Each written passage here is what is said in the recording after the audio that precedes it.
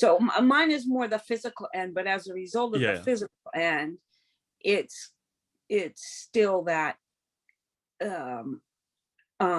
not being able to move forward emotionally because of the physical aspect of it. Yeah. So the question generally, it sounds like it's about, I am stuck. What if we're stuck on moving forward with the course the way it's laid out? And specifically, what if the physical stuff is an obstacle for us and we can't even get past to that point? It's totally okay to skip around. It really, really, really is. And as I tweaked this, I tried to keep that in mind more. So, and there was a part of me that almost made BSA into different modules, but I do feel like it's a comprehensive, longer thing. So I kept it all together. The reality is, just as real as I can get, the course is laid out in this way because I felt that was the best way. But that comes from based on what I feel. That comes based on what I think is best. I feel more comfortable with physical grounding. Therefore, it's number 2, I think. That's the that's the nuts and bolts of it. I do recommend that, but it's also something I feel pretty comfortable with. At the same time, if you asked me to dance to ground myself, I would feel hell no. Something would come up inside of me that was a huge wall, and I could call that like an emotional obstacle to it. So I guess it's more accurate to say I feel comfortable with physical grounding in certain ways. But I guess the point is, like, any of these modules can be a red flag for anybody, and it's completely okay to bounce around. So if you want to skip the body and go to all the way to memory, that's fine. I just my assumption was that memory for most people, based on what I've done in therapy, is more difficult, but it may not be. It may be something that you feel very comfortable with, and it's okay to skip to memories. It's okay to skip to the cognitive ones. I feel comfortable with cognitive, so me skipping to, I think it's lesson 5, I would feel just fine for me, but maybe not for the next person. So it is completely okay to bounce if you need to. So I just want to reiterate that. I do think the flow I laid out has general application. That's kind of, what I felt was best is what I felt was best based on my time in therapy. So you can change it based on what you need. So as far as like, I have this emotional block to doing whatever it is, what I would recommend for everyone is, rather than focusing on the emotional block, take a step back and ground yourself first. So, if you have an environmental anchor that works for you, utilize that. Let yourself feel safe through that environmental anchor, passively and actively. And then come back to the body stuff and ask yourself, am I ready for this? And if the answer is no, it's okay to go to the next one. Yeah, well, yeah, like you said, we talked about this last time, and I completely understood, and I didn't not go to movement because of because I'm feeling unwell physically. Oh, okay. I guess my question was, in general, when someone is feeling physically unwell, not about your program, but just about working the ladder, because I use the ladder as an indicator, like where am I? Rather than it causes me to be able to not be all over the place, because it gives me like really clear, right? A really clear place. So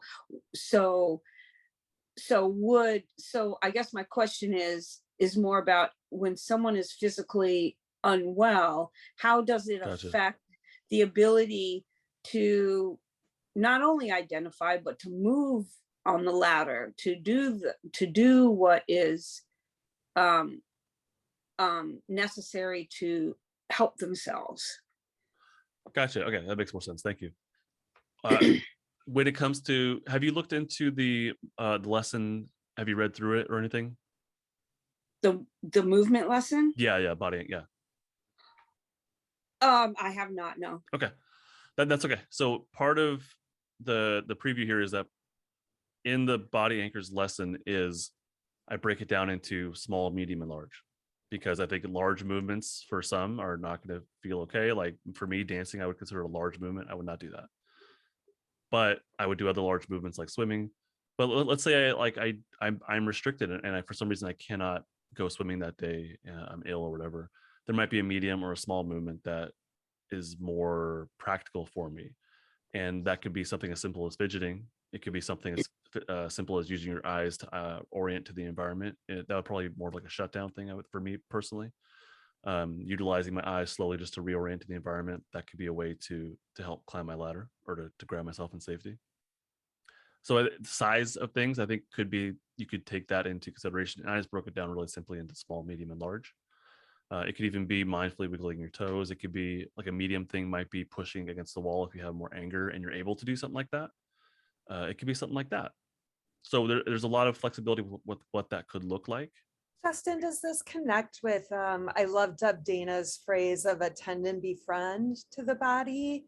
And that thought of like, you're hearing your body and it's scared or it's insecure or it's many things, right? Yeah. And that idea of being able to kind of come alongside of it and befriend it and care for it.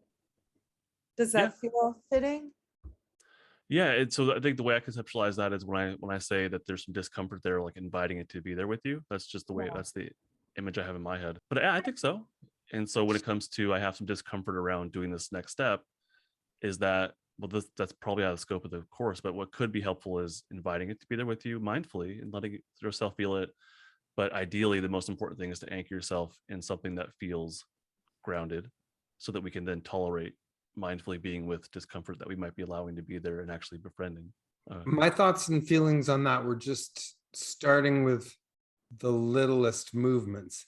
I've done different somatic practices that involved gently rocking on my back or doing a body scan where I would start with the left heel and go up one leg and then around the sacrum and down the other leg and up the back, and then just sort of trying to bring my attention to each part of the body.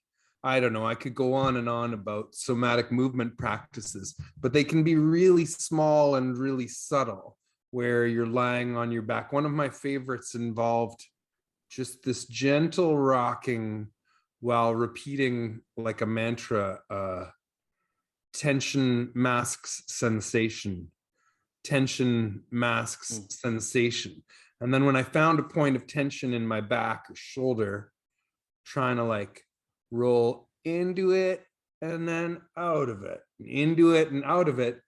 And then when that something would happen, like once this became a meditation and I'd have a big release of the tension in my back and an immediate, really clear memory of what happened in my life experience to cause the tension in the body. But I guess just when you're feeling ill or like you can't exert in big movements, like Justin was saying, just trying to internalize and do really, really small movements and just something that's little and repetitive, like fidgeting you brought up, you know. Yeah, especially if you're mindfully doing it. That all was very helpful. I was able to finally get to a point yesterday where I was able to do some stretching, lay on the ground, things like that. Yeah, so the simple grounding is probably where I needed to take myself, which eventually I did. And so I guess that's what I need to remember is when it's the simple grounding. It's the simple, what takes me away from the experience a little bit in order to ground so I can be in the experience.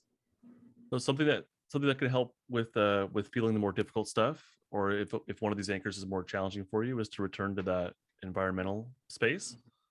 The place where you feel more anchored and present, and then do a body anchor that might be tolerable within that space. And part of the daily flow is that you're supposed to practice it inside and outside the space. But if that's okay to not do that as well. Like I want everyone to feel like they can rule things in or out as they need to. But yeah, doing things. So if I'm grounded in this space, I'm grounded with the scent in the air, I'm grounded with the visual, I'm grounded with my lighting.